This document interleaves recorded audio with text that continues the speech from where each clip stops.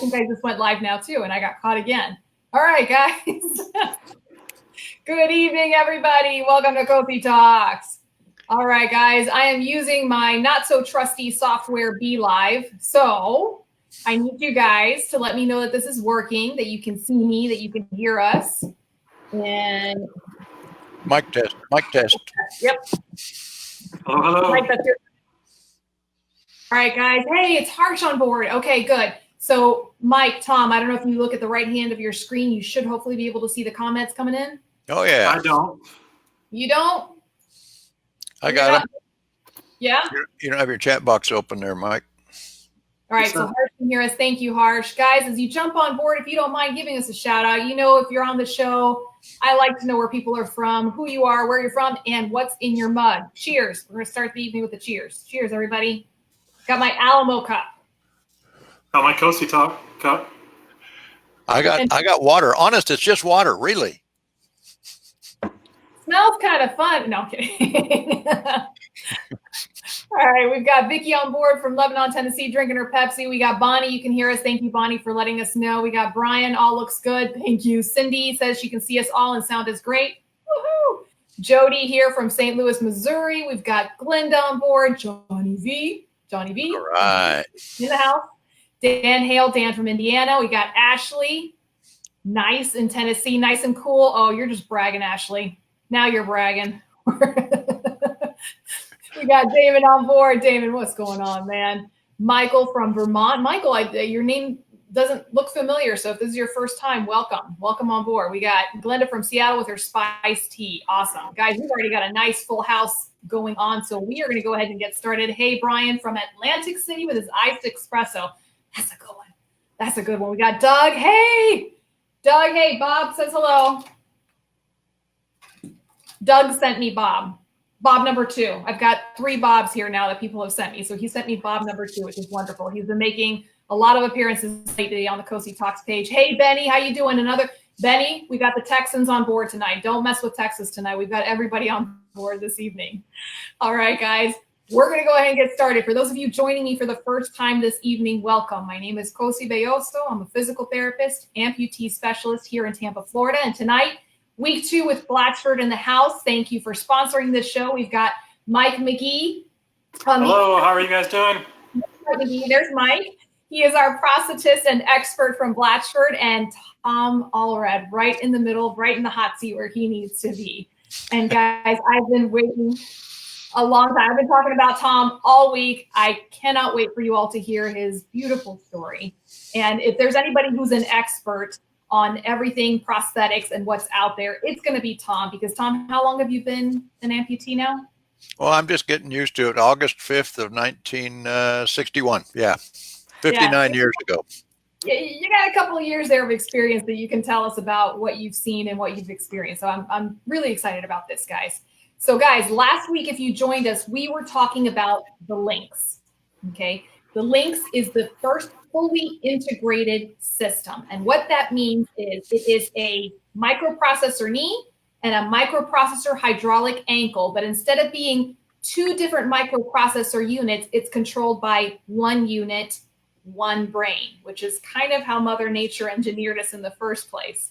So we had a lot of details, a lot of talking shop about that last week. If you didn't catch that and catch all the details on how a microprocessor unit works, how a hydraulic unit works, and what are the benefits, you need to go back and see last week's show. A lot of great information there, a lot of great information. So tonight's talk is basically, the other side of the coin. I always love to bring you all the information, the official, the technology, the literature, but then I want you to hear from somebody who's using it. And the main reason is because I want you all to start asking questions about the different options that are out there, guys, okay? Have these conversations with your prosthetists, your physical therapists, your surgeons, your doctors. Ask them about these different options you have available, all right? And ask Tom lots of questions tonight, lots and lots and lots of questions. All right, we got Mariella here from Gainesville. We've got Tisha. Angela's here. Oh, Angela, I'm so glad you made it. We got Mark on board. We've got a full house tonight, which is so lovely. All right, so we're just going to do just a quick overview. I'm going to put Mike on the spot first, and then I'm going to be quiet and let Tom take it away. So Mike, what can you tell us about who would be a great candidate for the Linx? Who is someone who should consider looking into the Linx? So who is good for this Linx? That's a question we get all the time, and a lot of people don't like this answer, but it's really good for most active amputees. It's got a great stability for the patients who may need a little bit more stability help, but it's also got the capability to keep up with somebody who's doing a lot of activity. So it's a wide range of patients, in other words. Bilaterals like Tom is great because when they come to a stop, the foot will go to whatever slope the patient's standing on, but then will also stiffen up so they can stand more comfortably on that slope. So it's a really important device for the bilateral transfemoral amputee.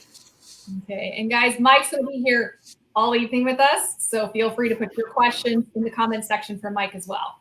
All right, I'm going to zip it. Tom, it's your turn. Please tell us your story. Wow. Well, my story. Let's see. I could really take advantage of you here, Cosi, but I won't. The bottom line is that it's really kind of interesting. My story started before I was born, and that I guess it's technically true of all of us. But I was put up for adoption before I was born, and it had nothing to do with being born with anything weird going on or anything else. It was just a set of circumstances, and I was placed in the custody of the state of Utah. And then I arrived on the scene. Just a little hint in case you guys want to send me a birthday gift, the 25th of October. Yeah. And so, when I was born, it was clear there was something going on. There was something wrong with the knee joints, and they immediately moved me off to examine, see what was going on. The supposition was that my knees just hadn't finished developing, and so they put me in a waist down body cast with a stabilizer between the ankles there, and figured, okay, this will take care of him. They checked on me a little while later to see how I was doing, and I was laying beside that cast. So basically, I've been trouble since I was, hours old. Anyway, over the period of time, we did just short of 100 surgeries to correct the problem with my knees. The surgeon who got on board, who was associated with the Children's Service Society of Utah, which was the organization that was looking after me, he was the guy from the beginning. He did the first surgery and the next surgery, and every surgery was a pair of surgeries because this is a bilateral situation. Fast forward a whole lot of years, as in 12, and we're in the doctor's office. We're talking. He's saying, okay, day after tomorrow, you go in the hospital, get there at 4 o'clock. Don't eat anything after 12 noon. Following morning, we're going to do this surgery. And he explained why it was going to be better, what was going to be different about it, what was going to improve things this time. And then he drew a breath and he set his paperwork down and he said, Vietnam is sending home a lot of amputees, and the technology involved in prostheses is improving really rapidly. And he said, I'm not sure that I can try to tell you I believe you would not live a more full life as an amputee. As much as we've tried to avoid it, he said, I'll tell you honestly, I don't know that I'm ever going to make your knees robust. At this point, I was walking. My knees were quote unquote fixed, but they were fragile. And so he said he wasn't going to be able to make them robust. His choice of words. We simply put the 2 days later revision surgery on hold to give some serious consideration, and come from a faithful family. We literally found out what the scripture refers to when they talk about praying unceasingly. It is possible. Anyway, 2 months later, we had decided that there was absolutely no evidence that there was any reason not to take his counsel and move forward. So voluntarily, August 5th of 1961, both legs were taken apart at the knee. I'm a bilateral knee dysartic.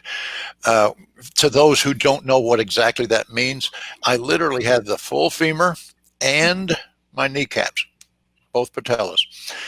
So I'm one of those lucky guys that, middle of the night, if I happen to need to get up for any reason, and being 70 years old, I can't imagine what that would be, but I can walk on a tile floor on the ends of my legs. It's comfortable. It's not a problem for me. So basically, you know, when we made that decision, took that action, it was a great choice.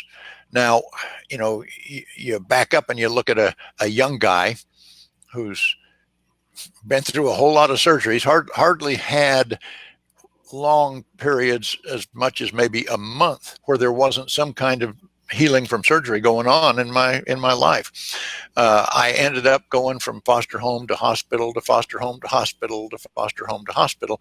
And literally was never legally adopted, though there was lots of logic behind that. I did end up in one family and not taken away from that home. They actually asked for permission to adopt me, and they were counseled that the surgeries I was going to need was going to be outside the realm of their financial budget, and that the state would promise never to take me out of their home. Oh dear, I'm getting scared. No. Your camera needs to behave. What's this? No. You're seeing the same thing? Yes, you have a good call, but I want to see you and be able to hear you. I know. Well, Mike, okay, I settled down again. Sunspots. Boy, this is crazy. Anyway, let me try that other machine. You guys talk, Mike. I'm gonna bail on this and try that other machine. Okay, we'll see you in about a minute, guys. Stick around. He's going to be back. Mike, it's up to you and I now. And just so you guys know a little bit about Tom, he is, as you've probably heard a little bit so far, he is a fantastic storyteller, and has an incredible background.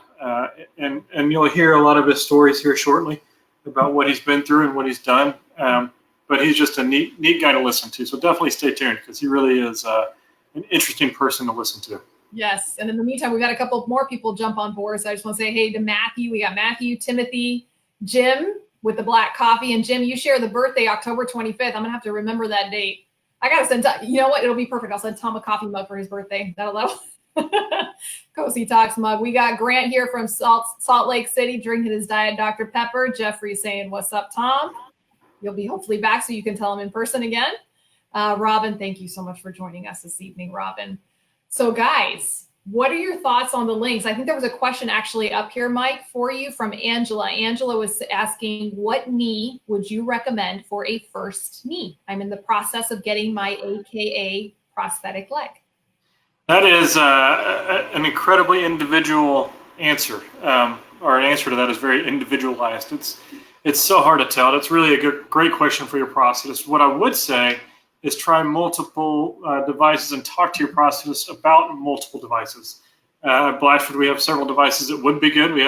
I'm a believer in microprocessor knees for a new amputee. So we have an Orion 3, which is a great microprocessor, offers tons of stability.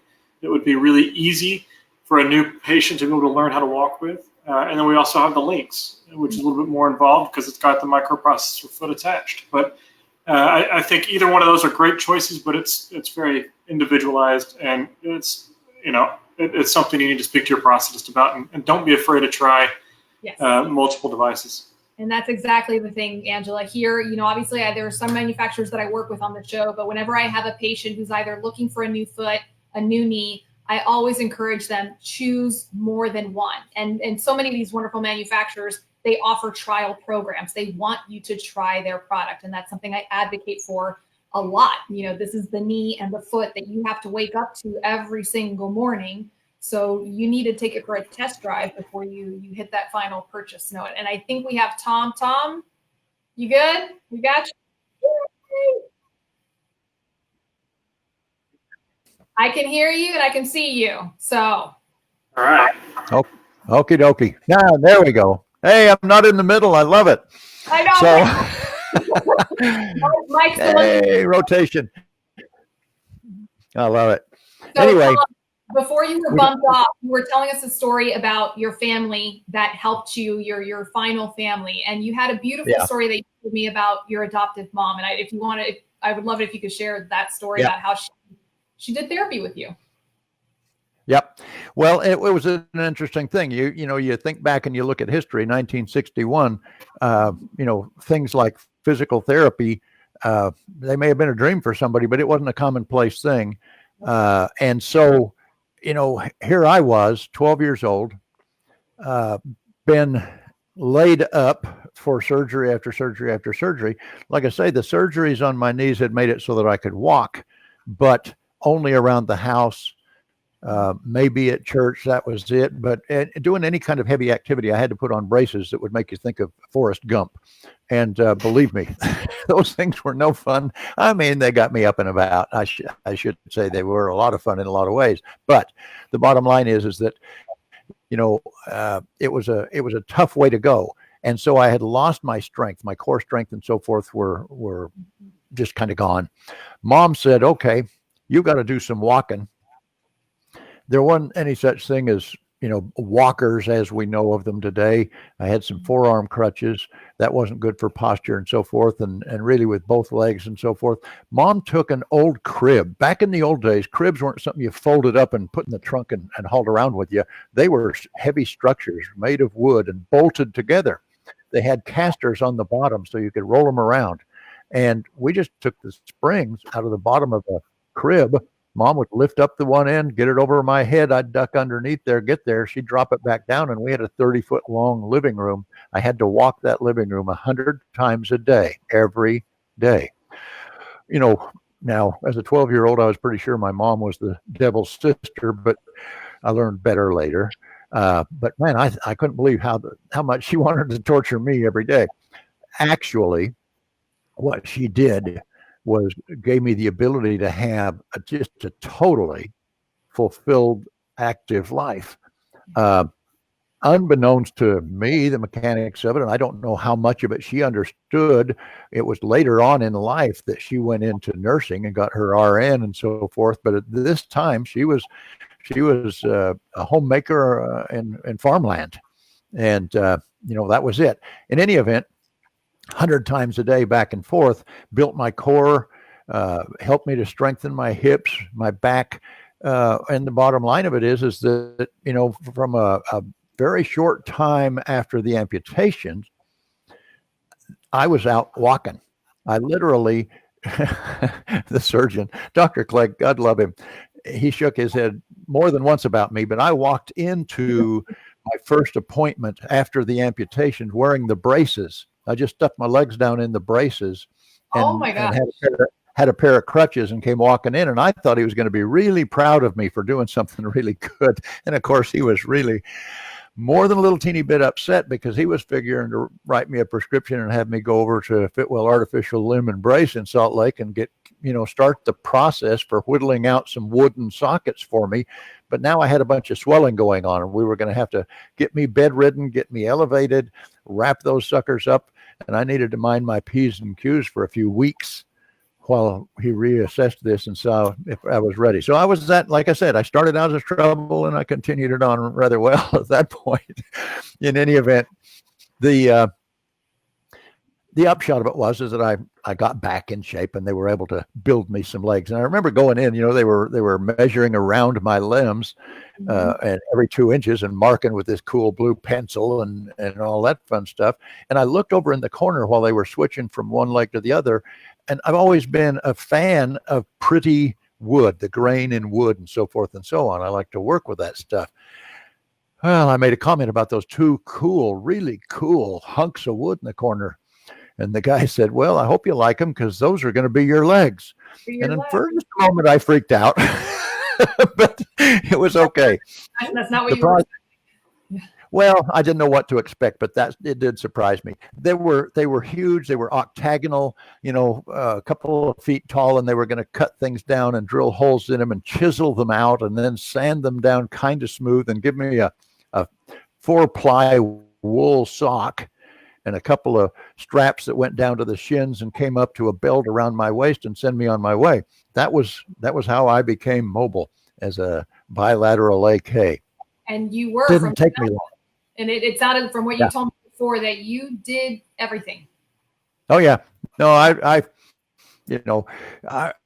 played basketball with my buddies. I rode bicycles, played golf. I learned to play golf really well.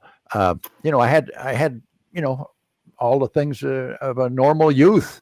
One of the things Mom told me, and she really got on my case. was that she was not going to ever hear me say that I couldn't do something because of my legs. She said, I don't ever want to hear that because it'll be a lie and I'm not raising a liar. She said, you will find a way to do the things you want to do. There'll be things you don't want to do, and it'll be convenient to say, oh, I can't. But she wasn't going to allow it. She said, just own it. If you don't want to do something, say you don't want to do it. If it's something I'm telling you to do, you'll do it anyway. But if it's just stuff with your buddies or whatever, you know, if you don't want to do it, admit it and just don't do it. Anyway, the long and the short of it is that worked out really well. I trusted her. She said I'd be able to do anything I wanted to do, so I did. And I've done, what most people consider to be really crazy stuff as a double amputee. I still ride motorcycles. I've had 16 motorcycles. I don't get up motorcycles modified. I just ride motorcycles. I might change the angle of the shifter lever a little bit so that I can get that thing up over my toe and my foot's on the peg. But that's just what I do. Somebody said, how in the world can you do that? And I said, well, I started doing it before somebody told me I couldn't. And, I don't mean to be running on about I. Understand this. What I'm sharing with you in the truth of my story is just that it's a mindset thing. And that's carried on through. I became a private pilot. When I was going to the university, one of my buddies was a pilot. He took me up in the air one time and just like motorcycles, one ride. And it was in my blood. I was going to figure out a way. So, I've just done what I needed to do. People say, well, motorcycle, serious motorcycling? Yeah, let me put it this way. I lived in New Jersey in 1979. And in September of 1979, I moved to Alameda, California. For those of you who don't know the country real well, that's a 3,000-mile trip. And I did it on a Honda 750. Yeah. Holy. In 4 days. Oh, wow. Yeah.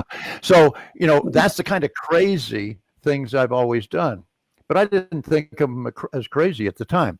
I look at the progress that's come in technology for prosthetics has really centered around better knees. Safety knees came into being. I mean, the first ones I had were hinges. I learned to fall. I mean, my family would hear my head hit the concrete driveway, and they even quit coming to see if I was okay. They just knew, oh, that's Tom. He's just doing his tumbling routine. And I just get on down the road. I managed to survive all those falls and usually figured out a way to laugh about it. And even if it was to hide my tears, but nonetheless, just rock and rolled along. I went to work out of school, went to work for the federal government, and I wanted to be a buildings manager. I worked for the General Services Administration.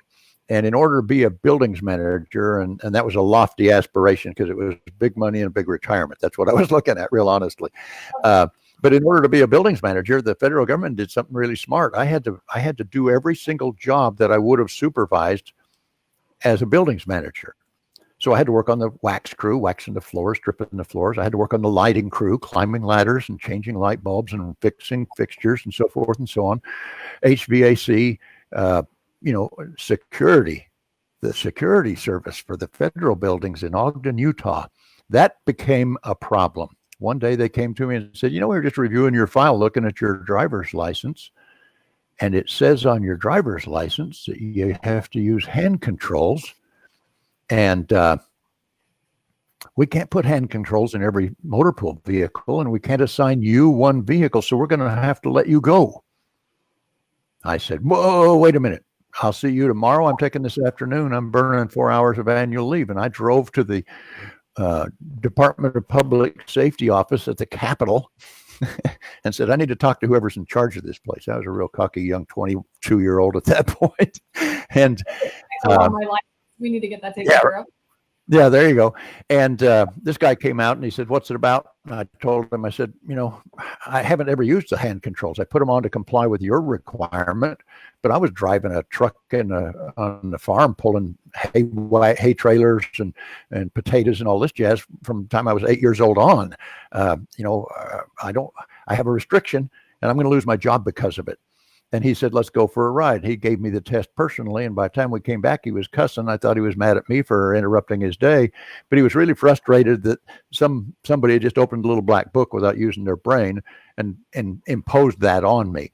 In any event, I got that restriction removed. I went back the next morning to the office, handed him my new driver's license and said, bingo, I win. Three years down the road, I walked out the door shaking their hands saying, I thank you for this opportunity of learning, but this isn't a job I really want to retire from after all. And that's a different story. But bottom line is that I moved on and got back into something I liked doing that I had done while I was going to school to make a few bucks. And that was auto body repair and painting. I love doing that stuff. You would have thought I'd have been smart enough to get a desk job somewhere along the way, but that just wasn't in the cards. I've just always enjoyed you behind a desk. So before we go to the Linx, Tom, tell the story. There's the other story that was just a perfect when you got your pilot's license. Well, your personality is showing up here now, Cosi. Yeah, that was an interesting thing. My friend that helped me get my license. Number one, he came to work for me in my body shop. Spare part-time. We went to church together and he needed to make a few extra bucks. He didn't want his wife to have to go to work. And he came in and he says, I really need to get my car fixed and painted. I'd love to do this. And he said, but I can't afford it. And I said, well, you keep talking about this other thing that you do. Tell me what you're doing on the side. He says, well, I'm a flight instructor. I teach people to fly. And right now I'm really scrambling to get people to take lessons because I need more hours. I want to get my instrument instructor rating and I don't have enough hours of instruction behind me. And I said, wait a minute, you need to teach somebody to fly and you need your car painted and I have a body shop. We're going to figure this out. And sure enough, we did. I paid to rent the airplane and that's all I paid to get a pilot's license.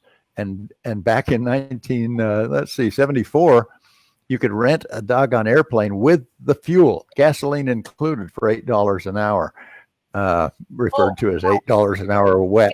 Yeah. So, I got a couple $100 tied up in getting a pilot's license. But the point is that because he was my personal friend, we had conversations that you might not otherwise have. And what I knew was that the medical doctor, that was the flight doctor, going to have to approve me getting a license, had to be a pilot. That was one of the things that the federal government required of him. Well, I got to the doctor's office. He checked me over physically, and of course, I was in good shape, all this jazz. And he says, "Well, I'm gonna sign off on this, but why are you doing this?" And I looked at him and said, "What?" He said, "Who are you trying to prove something to? Are you trying to prove to yourself you can do it, or is there somebody else that said you couldn't do it? You're trying to prove it to them?" And at that point, I was a little bit incensed. And even though all of this stuff is what I have left is gray, I was a redhead. Now, that's an explanation for my next comment. I asked him, I said, "Let me ask you a question, then I'll answer yours." He said, "Okay, sure." I said, "Have you ever flown in a small plane?" Now, mind you, I knew he had to be a pilot. And he took about 5 minutes telling me about how cool it is to fly and soaring around and the freedom and the exhilaration and the power that you have. And when he finally drew a breath, I said, "This is not wooden, these are," and pointed at my legs. And he looked over the top of his glasses at me, signed the paperwork, shoved it in my face, and walked out the door. But, come on, folks. I'm a guy, and all of us amputees are people trying to live our lives the best way we can. The improvements in technology and the mechanics of knees and so forth and so on, feet, all of this stuff, the very thing that Mike's been talking about from last week with the Linx system, where microprocessors control hydraulic and pneumatic motors. What? Oh, this is too cool. And they work together? Yeah, well, okay. Mike and I met when he was in town with another fellow from his company, and my practitioner had kind of put us together. And he said, I think Tom would be one to use some of this microprocessor stuff. Well, at that point, I was a claims adjuster, but on the side, I also built computers. I was making personal computers for people who couldn't afford to pay IBM money. I was making clone computers. And all I could think of was, I want no computers to have anything to do with me walking, because I've seen blue screens And I don't want a blue screen going on when I'm walking downhill someplace. Plus, I spend a lot of time doing peer visiting, even though I didn't know to call it that back in those days. And I had been over to our local military hospital to see a lot of people who had just lost a limb or two. And I would go in and encourage them and explain that life can go on. And I'd watch these guys walking around on that campus wearing microprocessor stuff, and it looked like they were dragging a boat anchor. I mean, I was walking on two of them, not to be bragging, but I was walking better. I had a better gait pattern and so forth than they did. And it's like, why would I want to do that? And so poor Mike and his buddy had to really do some talking to get me to go for it. And the bottom line is it took 3 or 4 tries, and I finally realized they were not going to give up. They were going to have me walking on that stuff, whether I liked it or not, kind of. And so I decided, okay, I'll do it. In fact, I told the other guy, says, I'll do it. And he was like, oh, he didn't expect me to say that this visit. You know, they were back in town. And I just said, yeah, by the way, I'm going to do it. And he looked at me and I says, I'm going to do it because I'm going to prove their junk. And he got big-eyed and he says, well, I don't think you will. Now, I'm a Texan. You losing that bet, Tom. I'm a prideful Texan. I'll admit it. I can say that out loud. And about 6 weeks later, I had to eat crow and tell him this stuff is pretty slick. This is okay. The benefit for me, I live out in the county way outside of San Antonio. I live outside of a small town. I really don't like crowded places with lots of people around. I want my traffic jam in the morning to be a jackrabbit or a couple of deer walking across the road in front of me or a rabbit or something. And that's what I've got. But the price I pay for that is I got lousy land. This property is so bad that I get a discount on my property tax because so little of it's actually usable as land you can walk around on or mow a lawn on or anything like that. And I literally, even on S&S hydraulic knees, I had a problem going downhill. You know, I had a regular fixed foot, nothing fancy about it, and a knee that would, if I didn't do it just right, buckle under me and down I'd go. So here I was at that point, a 50-some-odd-year-old, 60-some-odd-year-old guy, still trying to do tumbling routines without breaking something. And so when we put a microprocessor knee on me, I started walking out the front door and down to my driveway to take my garbage barrel down to the street, which I always had to either sidestep or walk backwards and pull it with me. Or, bless her heart, my wife would do it for me. If we were just going to the car to get something or go for a ride or whatever, half the time she'd just shoot out in front of me and let me lean on her shoulder because it was downhill and it wasn't level, even ground. And she would help me keep from falling. Well, I got these microprocessors, and suddenly I had something that was helping me be stable in spite of that crappy property. And I thought, this is cool. In fact, after a couple of times of telling her I didn't need her to get in front of me like that, I just walked around her on the lawn and walked ahead of her. And she said, oh, you're just showing off now. But the point of that story is that these cotton picking microprocessors really changed my life. And then they put microprocessor feet underneath me. And it was like, oh, this is going to be really weird to get used to, 2 of them. Yeah. But, you know, there was something magical going on here. And this wasn't even the Linx yet. That was the next generation. We got me into the Linx system. And I'm telling you, I was blown away. Now, I had walked on some other stuff that was pretty fancy and so forth and so on, but these did stuff that nothing else was doing. So I was happy with them, and I finally wore them out. I had them for 4 years. Yeah, just over 4 years, and they started glitching. So I thought, well, my insurance isn't going to kick in until January of this year, 2020. I'm going to have to figure out a way to get through October, November, and December. So I started with my local practitioner. I started trying every brand out there. Cosi's advice, you know, try it. Well, I didn't need to try it because I wanted to find out how it worked as much as I needed to keep walking. And what I was walking on was going to let me down because I'd worn it out. So, you know, I walked on a whole lot of brands of feet and knees, some microprocessor, some strictly hydraulic, all kinds of stuff to get me around to January. But I was also doing it with an open mind because, you know, I didn't have any reason to believe that there might not be something better out there. I liked what I was walking on. Yeah, Endolite, the company name at that time, had been good to me, but I didn't know. I'm not the kind of guy that loves Chevys so much that he will never buy something else, because if something comes along that's better, I'm going to have it. So part of my testing was to say, I may well find something I like better and have to apologize to my friend Mike, but I'm walking on something else. Nope, hands down, with everything I walked on in just a little over 3 months. And the Linx for my lifestyle was still the absolute best answer. And of course, the newest version of the Linx has got some new tricks to it, and I'm really loving it. The beauty of it is, I'm 70. When I was in my 50s, I was starting to walk with a cane, and I didn't feel bad about that. It was that point in life. You're going to come to that point. That's the way it works. It's okay. No offense. I'm an old guy. Get into my 60s, middle 60s, get these computerized knees and feet and everything working for me. And I'm like, wow, I am doing stuff on a regular daily basis. I mean, golfing, the motorcycle riding, horseback riding, 10,000 paces a day is just kind of an average thing for me. Did a 5K this last Saturday, did one on the 4th of July, got one coming up the 17th of October. I like to be active, and I do this stuff to stay in shape. There's a lot of factors going on, but the Linx system, I'll tell you, I'm a typical guy. I went to the grocery store one day and I had 4 bags of groceries. Was I going to make 2 trips in? Nah, I'm a guy. You just get 2 bags in each hand and you walk in, right?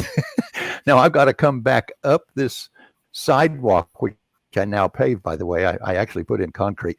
Come walking up there, and there's a little bedding plants and some ivy in this bed beside the sidewalk. I caught my right toe in that ivy with 4 heavy bags of groceries. And I thought, oh, this is bad news. Wine is in one of those bags. I'm in trouble. My left leg stiffened up on me in a partially bent position, because that's what it's about. The foot and the knee together decide, wait a minute, how are we going to make this guy stable in all circumstances? Every 400 milliseconds, well, if I'm wrong on that, you correct me, Mike, but I've always thought that somewhere along the line, you said every 400 milliseconds, this stuff reads what's happening and acts in real time to save my bacon. In this particular case, the left leg kept me from going down on my left knee, and I pulled that right toe loose of the ivy, and that knee shot out there super quick, like nothing would happen if it was a hydraulic or just a mechanical knee. And I was able to take that next step. Now, mind you, the grocery bags were circling, but I didn't go down, I didn't drop anything, and I didn't have a bag of wine. And you saved the wine. And actually, Tom, I was thinking of you this week because I had 8 bags and my knees didn't fall down. I lost the process. That's all I got to say. The beauty of the story is that this system that Mike talked about last week, that we're visiting about today, and we'll answer more questions on, literally gave me back the freedom that when I walked in the door to get my most recent pair of legs, I had gone back to using a couple of canes for stability, and now I'm back to, I don't know for sure where I would find one of those canes. And that, to me, we're talking quality of life. Yeah. We are talking about an old guy able to do stuff that his able-bodied friends aren't doing. Yeah. And this technology does that for me. Don't know what to say. There's lots of stories I could just, delight you forever, but we ought to get to some questions here, because the bottom line is these things make my life really good. I always like the story, Tom, of you carrying coffee cups or no, it's that's a good one I like. Glasses of wine. I'd gone from a energy storing foot system and a hydraulic knee setup on both sides. And basically, if I was going to get a cup of coffee and it wasn't in a device with a lid on it, I was going to pour a half a cup, because otherwise it was going to be on the floor and I'd be mopping that's the way it goes.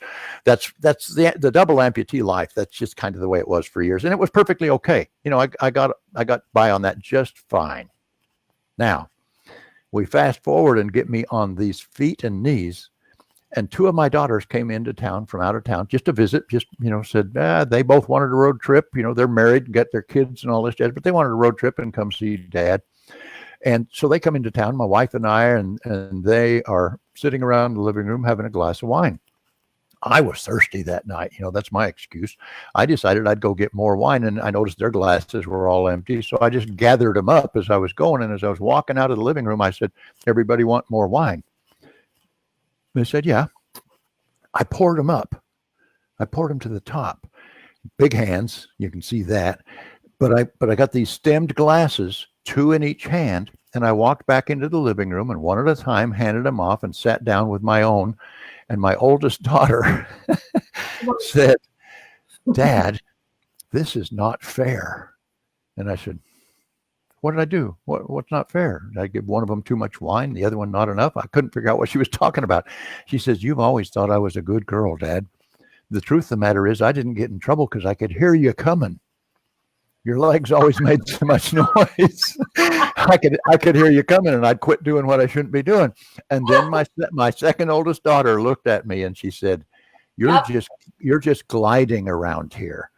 And I can't tell you how amazing it felt to be told by two people who love me, care about me, but were observing me moving around, and they hadn't seen me for 6-7 months since the last time we were together, observing how much more casual my movement was, how much more comfortable I was in my skin, as it were. And that's just a part of the magic. That's what this technology does for me. And I know plenty of other folks utilizing Linx, and I will tell you, they will jump up and down and tell you about how great they are. And one of the things I really like, and I kind of want to touch upon what you mentioned earlier, and this is something I bring to my patients, even those of you who are experienced amputees, that you've gone through a couple of cycles of having to choose new devices. When it comes time to choose that new device, even if you're madly in love with what you're using, try something else. It'll either show you something better or it'll solidify your decision to keep with what you're using. And especially nowadays, and Tom, I know you can testify to this, the sheer amount of technology that's come out just even in the last 10 years, you're doing yourself a disservice by not trying out something new. Yeah. No two ways about it. I will say that all of the things we've talked about on the Linx, it's amazing to me that there's a single battery instead of two. I've walked in systems that had a microprocessor knee and a microprocessor foot, and they each had their own battery and their own motors, and they were heavy. My activity level means I can handle that, but they were heavy. There's no two ways about it. Now we've got the Linx that doesn't have that weight at the terminal end. I don't have a battery down there. Whoa, really? One battery? Oh dear, must have to charge them twice a day. Because I've got a lot of friends walking on that other brand that if they're real active, they can run out of battery in one day. But generally speaking, they're good for a day to a day and a half. So they plug them in every night. Well, I'm the jerk that says, "Hey, you said it might last 3 days. I'm going to put it to the test." I've intentionally gone to the 4th day. And I push a little button on the back of the Linx that causes a light to flash to tell me how much battery I've got left. And there's still 2 flashes. So I went to the 5th day. To heck with it. In fact, 2.5 years ago, we decided we'd go on a cruise. We were going to go out of Galveston. I live just outside of San Antonio. So, we're going to drive over to Galveston, and you don't want to get up at 3 in the morning to drive over there to be ready to board the ship. We went and stayed in a hotel the night before. And we get into the hotel, and I'm thinking, now would be a good time to charge both my legs up. Oh, wait a minute. My backpack, no chargers. Suitcase, no chargers. Duffel, no chargers. I forgot to bring my chargers, and I didn't charge the legs overnight last night. Oh my gosh. So I called my buddy, said, "Hey, can you possibly get somebody to let me visit them tomorrow at their shop here in the Galveston area and pick up a charger? No, he said, I don't have a clue who would have a spare charger around for your Linx. I said, what am I going to do? He said, what's your first stop? I told him, and well, now we had problems. They wouldn't, they wouldn't allow something to be shipped and me to get it immediately. I'd have to wait 10 days. Well, that ain't going to work. So what are we going to do? What I discovered was with the Linx product, there's an on-off switch. And if you'll turn that off, it doesn't use battery. Well, that makes sense. But the problem is I always thought, when you turn something on that's been off a while, it's going to eat a lot of juice. That's not true with the Linx. So what I did was I turned them off and walked on them as high resistance hydraulic legs. I could walk on them. Yep. Just wasn't walking fast, didn't have a pretty gait, but I could walk on them. And then when I needed to have that, when I'm walking down the steep ramp, getting off the ship to go into port and do something, I turned them on. And I made a 10-day cruise and got back and still had enough battery to drive my car with. And that's kind of amazing. Now, that's an unusual story in this circumstance, and I took advantage of knowing how to do that. But the bottom line is that I'm 4 to 5 days on a charge all the time. And don't forget, that's a 8 to 10,000 pace day. That's crazy. That's yeah. Wow. I love them. We have a question here from Pat who says, what is the weight of the Linx knee and foot system? The actual weight is just over 5 pounds. But remember, that's including knee, the pylon, or the pipe that connects the knee to the foot, and the rubber foot shell that goes on there. So it's a lot of components all built into that weight. That's the actual weight. Tom can talk more about the perceived weight, which is a different thing. Yeah, you got a 5 pound weight there, which is really, I think, probably on a par with my old hydraulic setup with the energy storing feet that I wore. You're real close to the same total weight. But the beauty of the Linx is that my perceived weight on them is that they weigh about half what the old hardware did, because the energy that the knee gives me, what it provides in terms of my swing phase of taking each step, the way that the ankle allows me to get foot flat quick, come across toe over, and then it actually helps to push off. I mean, it's a strange thing, but walking up a ramp is easier than walking on level ground. So yeah. what does it feel like to me? Yeah, it doesn't feel like it's anywhere near 5 pounds. And this is I'm sorry. I was going to say, and that's all because of the programming within the knee and the foot and how they work together. And it swings it for you, which helps take some of the effort out of it. So the perceived weight is different than the actual weight. Yes. I mean, it's the same weight, but it feels different on how they feel it versus how it actually weighs on a scale.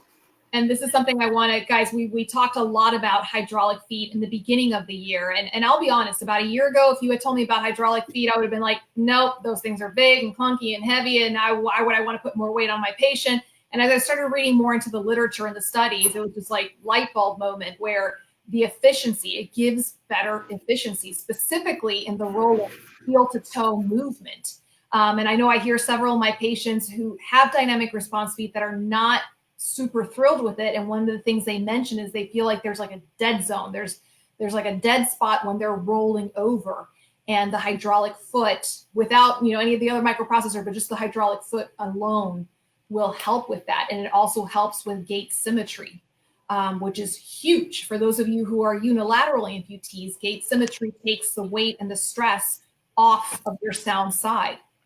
So there's a lot of really great benefits. I know I've come full 180 when it comes to the hydraulic foot and recommending it to my patients as an option to try it out and to see. And certainly in a system like together. For me, I think probably one of the first questions I asked Blatchford was, well, does it really make a difference just having that one microprocessor controlling both joints? Is it really that much of a difference? And you can hear from Tom that, oh, yes. Really, very good. Yeah. I've got to say to Bobby Gibson, he's had a few comments to add in here, and I will tell him that I was observing some folks talking about Chevys and Fords, and this is just a little off into the woods, but I've got to say this, that a fellow was talking to one of his buddies about found on road dead, or even in reverse, it's driver returns on foot, but he got straightened away right away when his friend said, no, first on race day.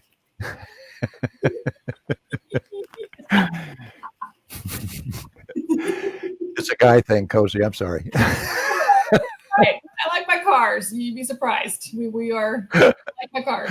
Boring. All right, here we go. We got Kay who says that the battery check is a great feature. I go into the backcountry of Alaska. I turn the leg off during the downtimes and at night. And I've also had it last for 5 days. And that's with hiking every day. It's huge. Yeah. Huge. I did notice a question earlier about insurance. Is it covered by insurances? And that's another independent question for you and your insurance company and your processist. However, for Medicare, they are Medicare approved L code. So if you've got Medicare, it wouldn't be a problem. Again, talk to your processist. But for Medicare, it's not an issue. Independent insurances, you can never tell. Your processist can help figure that out for you. And then also, guys, whenever insurance comes up, I always like to promote a lovely individual who came on the show with Blatchford as well. Her name is Julie Conley. And I've already sent more than one viewer to her. Julie has an amazing story herself, but probably a huge accomplishment was getting her Elan, her microprocessor ankle, approved by her insurance after being denied multiple times. And that, I think it was in the backlogs in the February show. But basically, she tells the story of how she was able to go through the channels properly and get the insurance to approve this medically necessary device. And she's created more people do the same thing. So if there's anybody out there, and I think last week we had somebody who immediately called me after the show asking for her information. If you find that you're being denied by your insurance for a prosthetic device, whether it's a device made by Blatchford or another manufacturing company, but something that will improve the quality of your life, let me know, and I will be happy to point you in her direction. Let's see, here we go. We got Harsh is asking, how much can it help to a below the knee? Harsh, if you're referring to the hydraulic foot itself, it is just as beneficial for a below the knee as it would be for an above the knee. All the same benefits. Again, it's taking a better socket interface, right? So it's taking the stress off of those soft tissues. It's encouraging you to put more weight into it. It's encouraging a more efficient gait where you're not having to put as much energy. Well, and the foot, the Elan foot, which is the same device as the foot in the Linx. If you're below the knee, then they've got a great foot. And what my below the knee friends that wear them will tell me is that they no longer get that tibial thrust. They don't get the pain on the front of their shin, the tibia, as much, because the motion in the ankle helps to equalize the stress on your limb overall, is their perception of it. But the bottom line is that, once again, oh my gosh, it's so heavy, it has a motor and a battery. The perceived weight is that it's lighter than a lot of the other feet that don't give you that benefit. That you'll become more efficient with the gait. And Harsh, actually, the one article that I love to reference, it's one from O&P Edge. Harsh, if you can send me a little nudge, and I will post the link to that article, and it really explains beautifully the benefits of the hydraulic system. Bobby, happy to help after the show. Bobby, if you can send me a personal message, and I'll be happy to pass on your question to Mike and see if we can find you an answer to your question for certain. All right, guys. So while you're posting in your last questions, I've got the giveaway for this evening. So those of you who entered the link in the form for Blatchford and specifically talking about what mobility, here you go, Tom, you're going to get, that'd be pretty cool if we get moving out of screen. What mobility means to you. And I was able to read some of these responses, just some really beautiful, and some very comical responses as well. I loved hearing about it. So guys, if you were entered in last week, your name is still in the cup. All right, here we go. Jody Stein. Jody, I think I saw your name earlier. Hopefully you're still on. If not, I'm going to find you somehow. We're going to send you a really nice Blatchford swag bag, and I love all the goodies that they put in there. It's a really nice little swag bag. So congratulations, Jody. And guys, thank you for those of you who filled out the form and participated in this raffle. I really appreciate your support on this. We got a couple comments that just rolled in. Harsh is saying, looking forward to meeting Tom someday. Me too. Me too. Yeah, COVID has really put a cramp in my style. You know, I've got 25 grandchildren and 4 great grandchildren, and we love to travel around the country and see them, and we're stuck. You know, I mean, I'm a road warrior, but my wife says no. I'm not getting in the car with you for 40 hours of driving. So we're stuck at home and don't get to travel as much. But by golly, when travel becomes easier to do again, a lot of you are going to get to see me because you can tell probably from just tonight that I love to jabber on, and I would love to stop by and visit your amputee support group and visit with everybody for an hour one day. Yeah, we're gonna drag you there. Oh, speaking of which, Julie, your ears must have been burning. I was bragging about you not 3 minutes ago, Julie. So I'm putting you in the hot spot for a moment. So Julie is the lovely person I was telling you all about, who makes magic happen and helps people with insurance approval for their medically necessary devices. So Julie, thank you for coming on board. Better late than never. Absolutely. Yeah.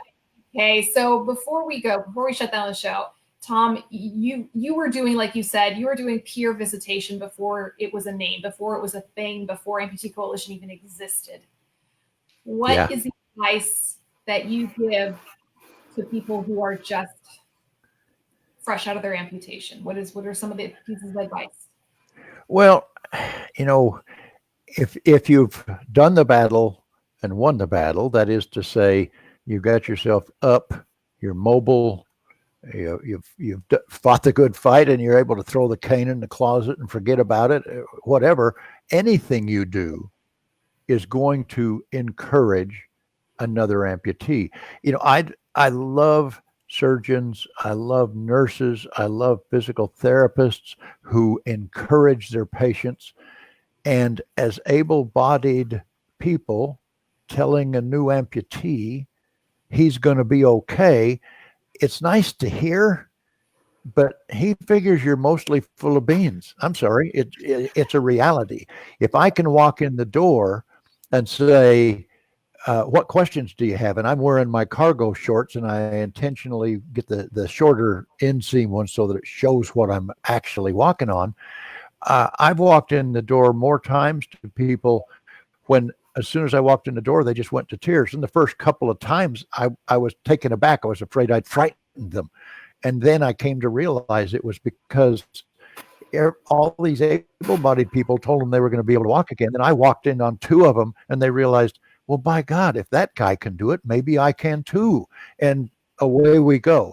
I got to tell you, my list of friends, not Facebook friends, I'm talking real world friends, is the cotton picking along. And it just thrills me because, a real brief story. I'm sorry, I know we're at the end of time here, Cosi, but I was in the grocery store. I was in the grocery store checking out, and a woman came up to me and she said, when you get through here, I need to talk to you for a minute. I said, okay. And I'm standing there wearing a U.S. flag shirt and my usual shorts and wild socks, because I do that. And I got through and I pushed my buggy over by her and I said, yes, can I help you? She said, I've just got to tell you, my sister came to town a month or so ago because her son was in a motorcycle accident and he lost his leg.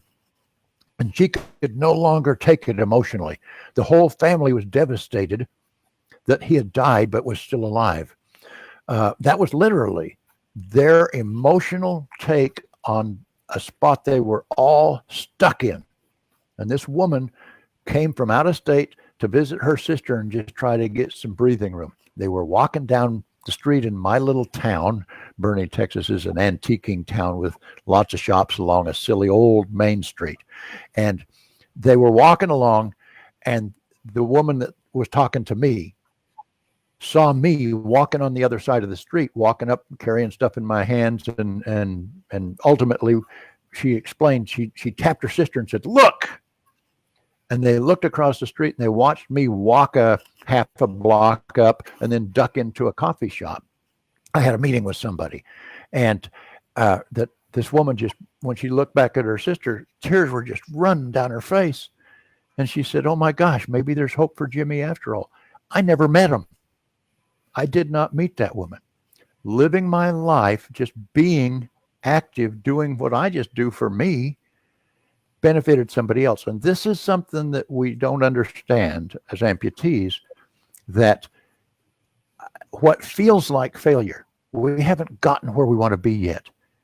Well, we're so far ahead of somebody else on the path that what we're doing that we're disappointed in is encouraging the heck out of somebody else. Don't you forget it. I got nothing to say after that. That's it. Can't finish that. Can't. And Can't follow that. I hope you're getting a chance to read the beautiful comments. And I am so glad for those of you guys. I see a lot of my regulars here on the show tonight, and I'm so glad you got to hear Tom's story. Tom, it was an honor to have you share your story on my show, and I really appreciate your coming on tonight. Mike. Well, you know, I give my phone number to people all the time, and Cosi, as people approach you that for whatever reason want to reach out to me, you have permission to share it. Thank you. Thank you. And I've already heard some people on there asking to talk to you. And I'm happy to help make that connection. Very special thank you to Mike Magee for coming on into the hot seat for a second week. Anytime. As always, thank you to Blatchford, one of my sponsors for this show. Guys, I say it time and time again. I would not be able to do this show and bring this information and share these wonderful stories without the help of these generous sponsors. So special thank you to my sponsor for this evening, Blatchford.